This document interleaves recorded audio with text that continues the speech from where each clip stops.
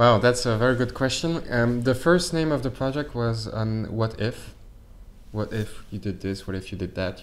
With all the junctions in life, every time you need to, you can make a choice. And the character's ability to redo these choices and try different what ifs. But that was a bit generic, and we decided to look for something else. And we talked about many names with Square, and the funny thing is, Life is Strange used to be the name of the first episode. And actually, after spending a while discussing different names, we thought that was actually powerful enough. It's simple. It's very simple, but it's a universal thing that you could say. Life is strange. When something out of the ordinary happens. That's how basically the name came to life.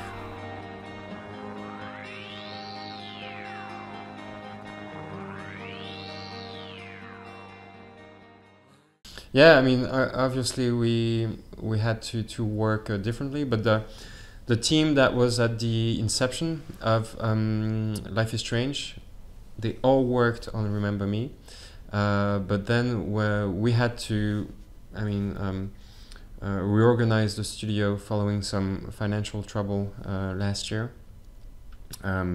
So those were not easy times, but we've managed to go through that, and since then New Blood has come also into the company, and so it's a mix of Don't Nod old timers, Remember Me guys, and new people working on Life is Strange. No, this is the same engine. This is Unreal Engine 3.5 actually, because we're using all the tech that we developed for lighting, rendering, particle effects that we used on Remember Me. So this game, Life is Strange, is actually being developed with the best rendering possible that we achieved at Don't Nod. So that's that. I think that shows in all the footage that's been released around the game. Although we did go for a totally different art direction, much less realistic, much more impressionistic, but I think very poetic and very fulfilled. I mean, it's a vision that has come to a certain fulfillment in terms of what we wanted to achieve tech-wise at the studio.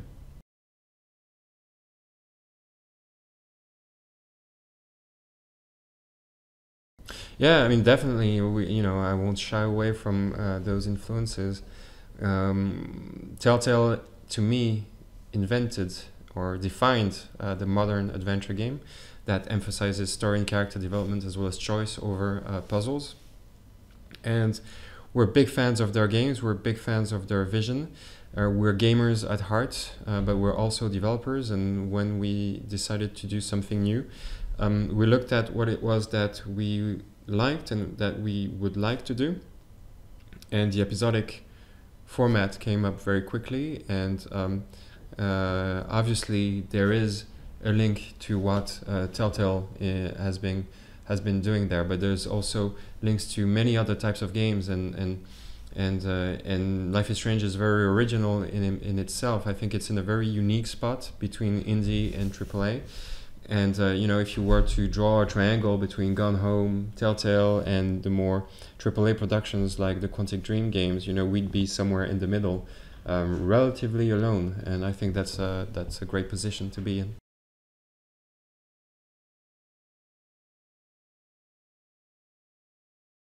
Oh, I think many people will have a reason to love this game. It explores themes that are very realistic, universal, everyday life choices that matter, that could matter in your life, in my life, if we were to make them today. It's a very different experience, but the core DNA is the same. It's again an adventure game where your choices matter, and we bring that new element to it. We add a meaningful element to the recipe, which is the rewind power, whereby you can test different choice outcomes before you make your decisions. but you can never cheat or trick Yeah. the game, because the short-term consequences will always be very different from the midterm and long-term consequences. So we'll always find a way to surprise you.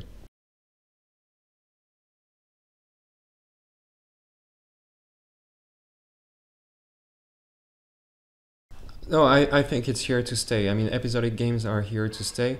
You know, every time there has been a major new trend in gaming, it has actually stayed. You know, it was the PlayStation, there was the Wii, World of Warcraft and MMOs, Facebook games, casual games, mobile games. Now, actually, after a while, we realized that the market hasn't shifted. It just expanded. So of course some of the trends go a little bit, you know, softer, but overall the market is always expanding, and more gamers are playing the games. Why we chose episodic was Because that you can. because we can. Yes, I mean it's very simple. We wanted to do something that you know, we liked as gamers, and the episodic format has very interesting challenges in terms of its kind of codes, you know, in terms of breaking down your narrative, having episodes that work within themselves, have a sense of closure, but also expand on a wider story arc, and having cliffhangers and consequences to the choices that resonate from one episode to the next. Those are all things, I mean, those are simple things that every fan of episodic adventure games has come to love, and we're no different, but we're in a position to make our own game, and that's what led us to do that.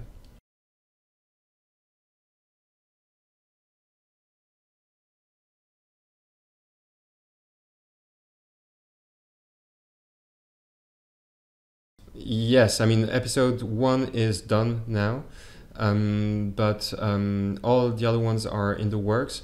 Episode 5 is probably, you know, 10 to 15% done. Episode 2 is 65% done, and all the other ones are somewhere in between. We decided to work on all the episodes at once so that we would manage to have a steady release schedule and time window in between releases.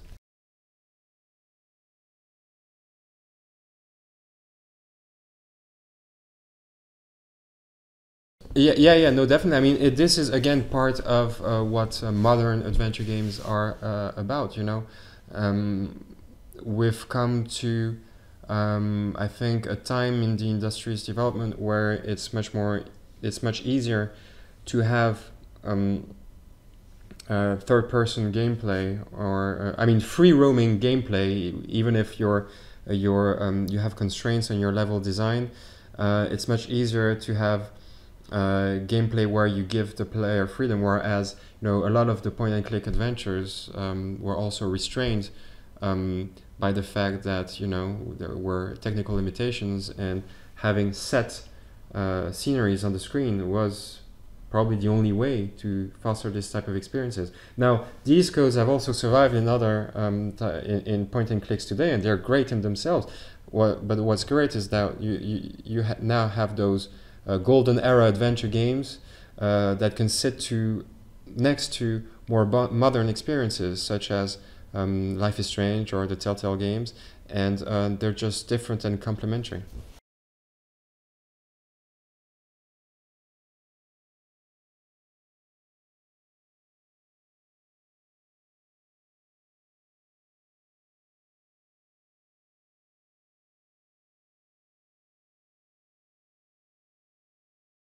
What matters to me is to create an experience for you as the player that will feel different to that of other players, that will feel personal.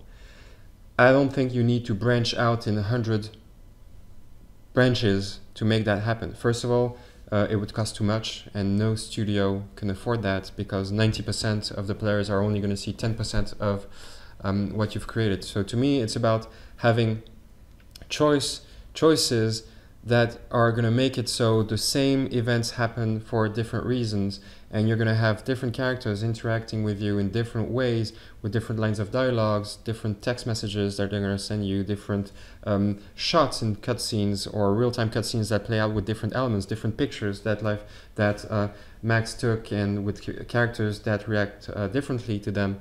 The main narrative will always move forward for everyone, but it will feel different depending on the choices that you made.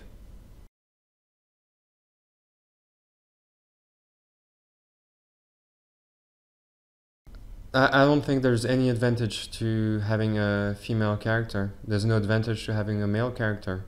There's no disadvantage to having a female character, and there's no disadvantage to having a male character. There is good characters and bad characters.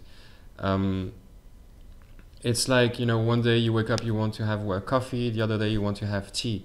Well, as a creator, at some point you want to create something with a male character, another day you want something with a female character. It just so happens that the first 2 games that we did had a female lead, and there's no reason to not stand by that choice, to rewind that choice, and our next game might very well have a male character. You never know. It's if I started to say, female characters allowed to do more this and this and this, then effectively what I would be doing is actually put females in a box. That's what they mean. I think reality is much more complex than that, and so I think it's much more a question of feeling and instinct as a creator, and in the end, the gender question should just be absolutely irrelevant and not instrumentalized. Well, it was a pleasure meeting the PS4 magazine today in Hamburg. This is the first days of the press event for the launch of Life is Strange. I really hope you enjoy the game, you put your hands on the game, and stay with us for all the next episodes, and we'll have a lot more to show you as Max and Chloe's story develops.